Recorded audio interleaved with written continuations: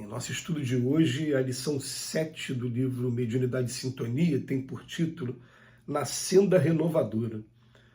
Não alegues a suposta ingratidão dos outros para desertar da seara do bem. Na engrenagem da vida, cada qual de nós é peça importante com funções específicas. Considera o poder de auxiliar que te foi concedido. Ninguém recebe o conhecimento superior tão só para o proveito próprio. Saibamos dividir o tesouro da compreensão em parcelas de bondade. Recorda que te apoias no concurso de muitos corações que te escoraram um dia no recinto doméstico sem aguardar o brilho de qualquer premiação. Revisa as sendas trilhadas e redescobrirás na base da tua riqueza de espírito um amigo anônimo, encanecido entre a dificuldade e a abnegação ou a assistência de um companheiro que muitas vezes te haverá desculpado as fraquezas e as incompreensões a fim de que amadurecesse no entendimento da vida. Reflete nisso e concluirás que Deus jamais te falhou no instante preciso. Reconhecerás que essa mesma divina providência que te resguardou pelo devotamento de braços alheios, espera agora sejas a proteção dos nossos irmãos mais fracos. Não sonegarás benevolência onde repontem agravos. Lembrar-te-ás da infinita bondade do Criador que improvisa oásis na aridez do deserto, tanto quanto cultiva o jardim de amargura do pântano, e amarás sempre, aprendendo a distribuir os talentos de tuas aquisições espirituais. Ninguém consegue adivinhar os prodígios do amor que nascerão de um simples gesto de bondade perante um coração que as circunstâncias menos felizes relegaram por muito tempo à secura, tanto quanto ninguém pode prever a alegria dos frutos que virão de uma simples semente nobre lançada ao solo por muito tempo largado à negligência. Seja qual for o contratempo que te erija em obstáculo na estrada a percorrer, age para o bem. Ambientando a fé no próprio íntimo, alterou-se-te a paisagem do dia a dia. Faze dela instrumento de trabalho e lâmpada acesa no caminho. Quando assinalaste a verdade que te ilumina o espírito, tiveste o coração automaticamente induzido a integrar a legião dos companheiros do Cristo, e diante do Cristo nenhum de nós poderá esquecer-lhe a inesquecível convocação. Amai-vos uns aos outros como eu vos amei. Essa frase inicial é uma frase de impacto. Não alegues a suposta ingratidão dos outros para desertar na seara do bem. A gente já ouviu uma frase do Emmanuel anterior, dizendo que jamais se escolhe na ideia de imperfeição para fugir do trabalho que você tem para fazer. Tudo bem, mas agora ele está pedindo para a gente não deixar que a ingratidão das pessoas também nos esfrie, nos desanime, principalmente quando a gente está dando aqueles primeiros passos. E isso acaba sendo uma coisa muito profunda, porque o Emmanuel vem trabalhar a ideia de que para a gente chegar até onde a gente chegou, a gente também, eu vou usar a palavra ingratidão, de deixar de ser grato.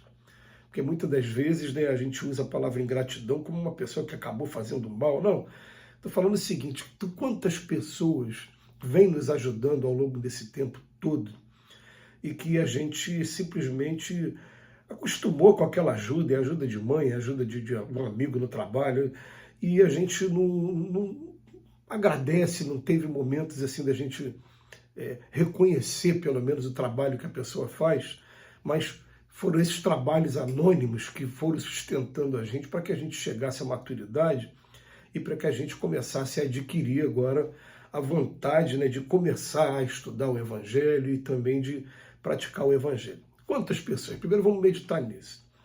Em segundo lugar, vamos meditar numa coisa.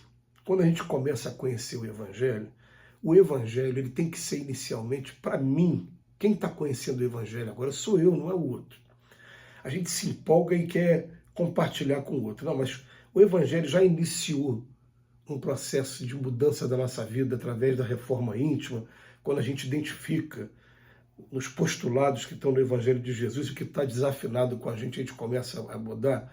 E, gente, não é nada absurdo nem fanático, não. É você, no relacionamento pessoal, você não criar mais inimigos, não considerar mais as pessoas como inimigo, mesmo elas sendo pessoas que não têm a menor afinidade com você, ou às vezes querem te prejudicar, o problema é delas. É você perdoar 70 vezes 7, é você se tornar uma pessoa mansa e pacífica, é você se tornar uma pessoa útil.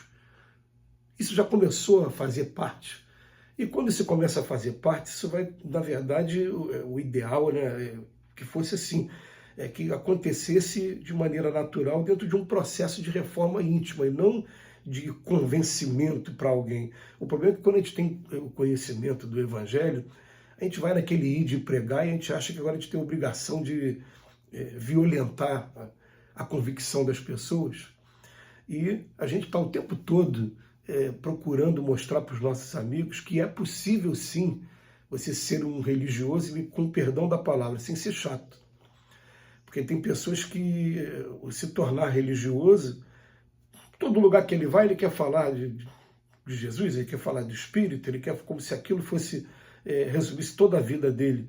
E é assim, não, vai ter momento que a gente vai falar de futebol, vai ter momento que a gente vai falar dos filmes que estão aí agora em cartaz, a gente vai falar das notícias do dia a dia, a gente vai falar de mudança climática, a gente vai falar de política, sim. A gente tem que tomar muito cuidado para não deixar com que o fanatismo tome conta da gente. Agora, é claro, para isso a gente vai perceber sempre aquele capítulo do homem no mundo, né? Vamos viver os prazeres da nossa geração, mas lembrando que eu sou um espírito imortal, né? Lembrando de a cada dia agradecer a Deus pelas oportunidades que eu estou tendo e tomar o cuidado de não melindrar, não magoar as pessoas que estão ao redor, que também estão em prova, estão passando por dificuldades, estão com dores muito grandes. Mas, voltando à primeira frase, né? Não vamos deixar que a ingratidão ela desanime a gente vai chegar fatalmente a um ponto em que a gente vai começar a trabalhar, e a gente não vai ter, assim, louros, flores por conta desse trabalho, não. Aliás, os espíritos até chamam a nossa atenção que quando eles acontecem, que o elogio pode destruir o médium, né?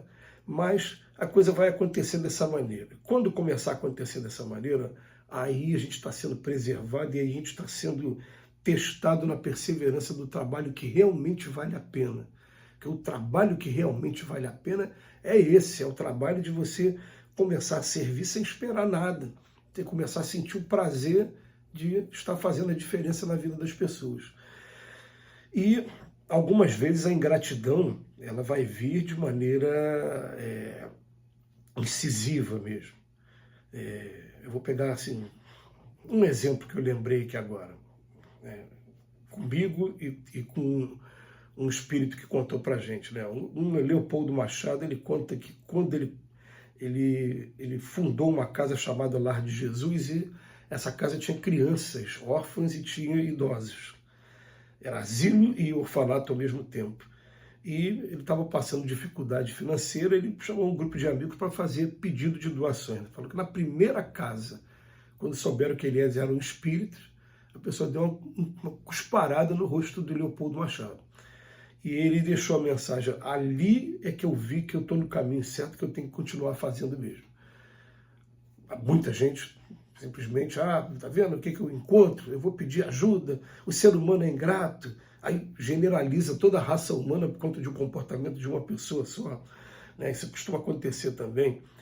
Aí o que eu lembrei de mim aqui foi que a gente, quando começou a fazer um trabalho que entregava presente para 1.500 a 1.600 crianças no final do ano, eu peguei uma pessoa para ser padrinho, e quando eu cheguei para cobrar o presente, porque estava muito em cima, ele falou: não vou comprar nada não, porque eu não quero ficar seguindo chamou a gente de demagogo, foi essa palavra que usou para a gente. E ali é engraçado que quando eu saí daquele lugar, né, recebendo essa informação, logo em seguida veio uma pessoa e falou: poxa, você ainda tem criança para ser apadrinhada, que eu queria participar. Então ali eu tive uma ajuda, que foi logo imediatamente seguinte. Mas logo depois veio aquela voz: esse tipo de ingratidão é de pessoas que estão doentes, as pessoas que ainda não acordaram. Porque ele podia simplesmente, desde o primeiro momento, falar: eu não quero. Mas ele pegou, a gente ficou contando, né, e depois ele não assumiu o compromisso. E daí vem a ingratidão. Esse tipo de coisa não pode desanimar a cada um de nós. E vamos lembrar que Jesus sabia que no último momento supremo todos se afastaram dele, com exceção de João, de Maria Madalena e de Maria. Ficaram até o final. Todos se afastaram. E o amor continua sendo o mesmo. Que Jesus nos abençoe hoje e sempre.